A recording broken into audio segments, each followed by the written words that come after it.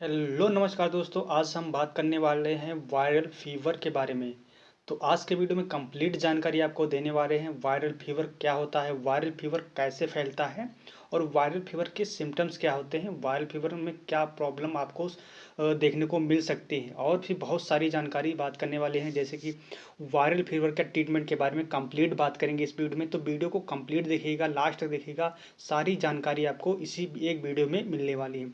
और बात करेंगे कौन सी मेडिसिन हम इस वायरल फीवर में दे सकते हैं, कौन सी एंटीवायरल मेडिसिन दे सकते हैं, कौन सी एंटीबायोटिक हम इसमें दे सकते हैं, कौन सी मल्टीविटामिन को हम वायरल फीवर में दे सकते हैं।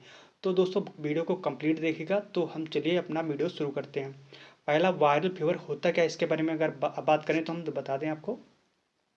सबसे पहले बात करते हैं वायरल फीवर होता क्या है। तो वायरल फीवर एक वायरल के संक्रमण से होने वाला जो दोस्तों एक बुखार होता है, जिसमें जैसे क्या होता है डेंगू और फ्लू जैसी बीमारी होती है तो उसमें हमको वायरल फीवर होता है। और क्या होता है इसमें हमारा टेम्परेचर, जो बॉडी का टेम्परेचर होता है वो हाई हो जाता है, जिससे हमारे सिर में दर्द, बदन में दर्द और बर्निंग जैसी समस्या आपको इसमें देखने को मिलती है। तो आगे हम बात करते हैं बॉडी टेम्परेचर की। बॉडी टेम्परेचर आपका 99 से 103 डिग्री फ़ारेनहाइट बढ़ता है और वहीं पे 39 डिग्री सेल्सियस होता है, तो ये वायरल फीवर में आता है। तो अगर ऐसा कुछ होता है तो आप समझ लीजिए वायरल फीवर के सिम्टम्स हो सकते हैं या वायरल फीवर हो गया है आपको। आगे वहीं बात करते हैं मोड ऑफ ट्रांसमिशन, यानी कि ये जो वायरल फीवर होता है कैसे फैलता है, किस वजह से फैलता है, इसके बारे में अगर हम वहाँ पे जानते हैं। तो पहला हमारा मोड ऑफ ट्रांसमिशन है, यानी कि जो कि बीमारी ये वायरल फीवर कैसे फैलता है उसका पहला हमारा है एग्जाम्पल। ये आपको समझाते हैं हम एग्जाम्पल से। ये कोई इन्फेक्टेड पर्सन है, ठीक है, इसको कोई वायरल फीवर या फिर कोई अदर इन्फेक्शन है, तो इसको एक मॉस्किटो यानी मच्छर ने काटा और वही मच्छर, वही मॉस्किटो एक हेल्दी पर्सन को काटता है। हेल्दी पर्सन है, इसको वही मॉस्किटो काटता है। तो इससे क्या होता है, जो बीमारी इस पर्सन में होगी, इन्फेक्शन होगा, वायरस होगा, वायरल फीवर होगा, कुछ भी होगा, तो ये नॉर्मल पर्सन के भी फैल जाएगा, वही बीमारी इसको भी हो जाएगी। और ये बीमारी कब तक होती है, 3 से 14 दिनों तक ये होता है। और मोस्ट कॉमनली यानी ज़्यादातर देखा गया है 4 से 7 दिनों के अंदर ये दोस्तों ट्रांसमिशन यानी बीमारी एक दूसरे में पर्सन में फैल जाती है। तो ये दोस्तों हमारा पहला मोड ऑफ ट्रांसमिशन था जिससे ये बीमारी फैल सकती है। अगला है हमारा इनहेलेशन।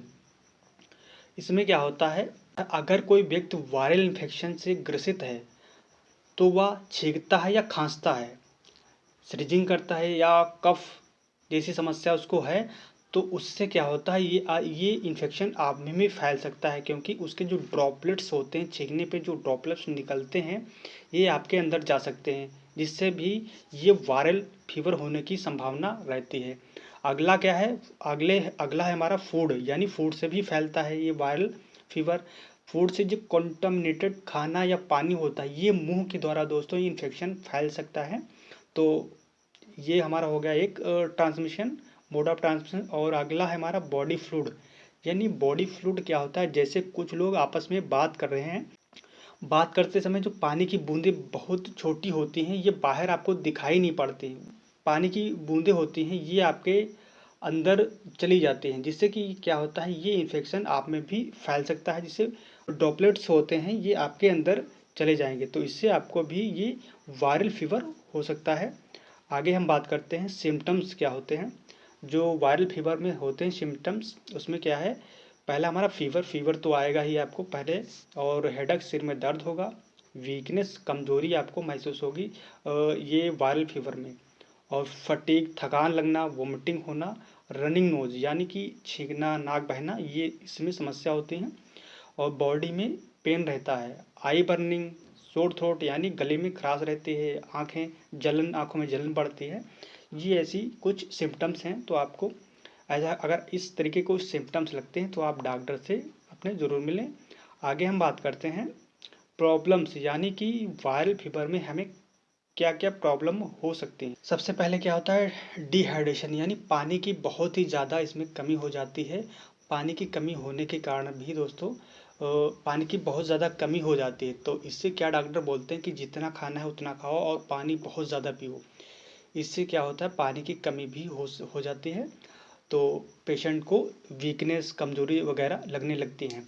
और आगे क्या है, अगला है हमारा सीजर्स, यानी इसमें क्या होता है, झटके लगने लगते हैं वायरल फीवर में। और किडनी फेलियर भी हो सकती है, किडनी खराब होने की समस्या रहती है। और लीवर भी, इसमें लीवर खराब होने की समस्या होती है, लीवर खराब हो सकता है दोस्तों। इसमें नर्व प्रॉब्लम, यानी कि नर्व से समस्या जो जुड़ी होती है, यानी हाथों पैरों में दर्द होना और हाथ पैर खींचना, ये जैसी समस्या होती हैं, तो इसमें वायरल फीवर हो सकता है आपको। अगला है वायरल फीवर ट्रीटमेंट। हम वायरल फीवर में कौन सा ट्रीटमेंट देंगे, इसके बारे में अगर हम बात करते हैं, तो पहले हमारी सबसे मेडिसिन इसमें हम देंगे एंटीबायोटिक मेडिसिन होती हैं। एंटीबायोटिक मेडिसिन का यूज़ क्या होता है, फीवर को कम करती हैं और ये पेन को भी कम करती है हमारी बॉडी में। तो ये एंटीबायोटिक मेडिसिन इन्हें हम कहते हैं। इनके बारे में हम अभी आगे आपको डिटेल से एक एक मेडिसिन के बारे में बताएंगे। अगला हमारा एंटीवायरल मेडिसिन भी हम इसमें यूज करते हैं। एंटी एलर्जिक मेडिसिन का यूज़ करेंगे और एंटीबायोटिक मेडिसिन का यूज़ करेंगे और मल्टीविटामिन का भी हम यूज करते हैं, क्योंकि कमज़ोरी हो जाती है तो मल्टीविटामिन मेडिसिन का भी हम यूज कर सकते हैं। आगे बात करते हैं हम एंटीबायोटिक मेडिसिन के बारे में। तो एंटीबायोटिक मेडिसिन क्या होती हैं, तो ये आइबुप्रोफेन है और पैरासीटामोल टैबलेट है, एस्पिरिन टैबलेट है, एस्क्लोफेनिक है, डाइक्लोफेनिक है। इन मेडिसिन का हम यूज वायरल फीवर में कर सकते हैं। इस टैबलेट को एस्क्लोफेनिक है, ये दोस्तों दर्द में बहुत अच्छा यूज होती है। और यहीं पे हम बात करते हैं डाइक्लोफेनिक। डाइक्लोफेनिक भी हम दर्द में यूज कर सकते हैं, डायनापार नाम से आती है और इसका इंजेक्शन भी आता है डायनापार नाम से। तो आप इसमें टैबलेट और इंजेक्शन दोनों का यूज कर सकते हैं। और आइबुप्रोफेन एंटीबायोटिक मेडिसिन होती है, इसका यूज बुखार और दर्द में दोनों में किया जा सकता है। तो ये दर्द और बुखार में दोनों में यूज की जा सकती है। आगे हम बात करते हैं एंटी एलर्जिक मेडिसिन, यानी कि जो मेडिसिन बच्चों को, जो ये बच्चों में भी दी जा सकती हैं और अडल्ट में भी दी जा सकती हैं, बड़ों में। यानी एंटी एलर्जिक मेडिसिन वो मेडिसिन होती हैं जिनका यूज आप करते हैं जुकाम होने पर, छींक आने पर, कफ आने पर, इनमें ये एंटी एलर्जिक मेडिसिन का यूज़ किया जाता है। तो इसमें हमारी पहली मेडिसिन है सिट्रजिन। ये एंटी हिस्टामाइन कैटेगरी से बिलोंग करती है, हमने ये भी बता दिया ये किस कैटेगरी से है, एंटी हिस्टामाइन कैटेगरी से है। तो इसका डोज हम क्या देंगे, 10 mg की टैबलेट आती है और इसका यूज आप 10 mg पर डे कर सकते हैं। यानी 10 mg आप अडल्ट में सुबह और शाम दोनों टाइम 10-10 mg यूज कर सकते हैं पर डे। और वहीं 5 से 10 ईयर के बच्चों में आप 5 mg पर डे कर सकते हैं। 5 mg पर डे कर सकते हैं 5 से 10 ईयर के बच्चों में। और अगला डोज की बात करें तो 6 से 24 मंथ के बच्चों में 2.5 ml BD, यानी 2.5 ml BD सुबह और शाम इसका हम यूज कर सकते हैं। अडल्ट में हम सिट्रजिन टैबलेट का यूज कर सकते हैं और वहीं पे बच्चों में हम यूज करेंगे 6 से 24 मंथ के जो बच्चे हैं उनमें हम सिट्रजिन सिरप का यूज कर सकते हैं। सिट्रजिन हाइड्रोक्लोराइड सिरप है, सिट्राजिन नाम से आपको ये मार्केट में इजीली मिल जाएगी। तो ये आई होप आपको समझ में आया होगा। आगे हम बात करते हैं एंटी एलर्जिक मेडिसिन और कौन सी हमारी मांटोलुकास्ट, बहुत ही अच्छी मेडिसिन है दोस्तों। मांटोलुकास्ट ये दोस्तों 5 mg की मेडिसिन आती है, 5 mg की मांटोलुकास्ट है। मांटोलुकास्ट एलसी के नाम से भी ये आपको मार्केट में मिलती है। तो ये अलग अलग ब्रांड नाम से आपको मिल जाएगी, जो भी आपको लेना है आप खरीद सकते हैं मार्केट से।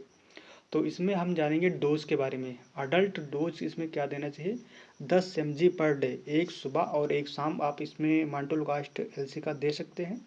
और 5 से 10 ईयर के बच्चों में 5 mg पर डे, यानी कि 5 mg को एक बार में आपको 5 mg दिन में एक बार ही देना है इसको, जो 5 से 10 साल के बच्चे हैं।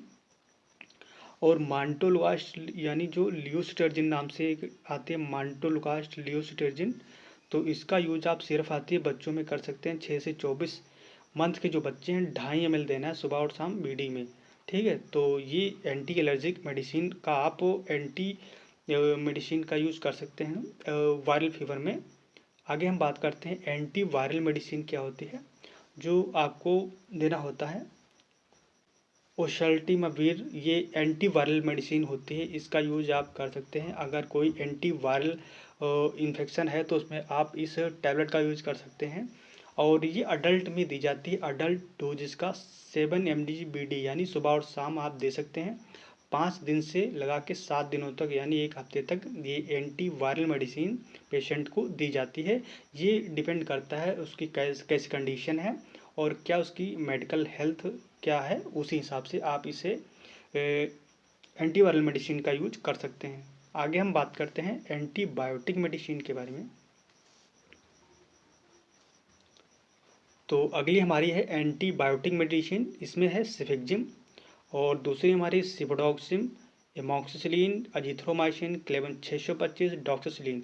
इसमें से किसी भी आप एक एंटीबायोटिक मेडिसिन का यूज कर सकते हैं और वायरल फीवर में। आगे हम बात करते हैं मल्टीविटामिन। आपको कौन सी मल्टीविटामिन देना चाहिए, तो सीरम में आप A to D सिरप दे सकते हैं और मल्टीविटामिन कैप्सूल दे सकते हैं। तो ये आपका कंप्लीट ट्रीटमेंट है और वायरल फीवर के बारे में। अगर आप किसी भी वीडियो पे टॉपिक चाहते हैं तो आप कमेंट हमें कर सकते हैं नीचे, तो उसके बारे में हम वीडियो लाने की कोशिश करेंगे। तो वीडियो हमारा यहीं तक था। अगर वीडियो हमारा पसंद आया तो चैनल को सब्सक्राइब, वीडियो को लाइक ज़रूर कर लें।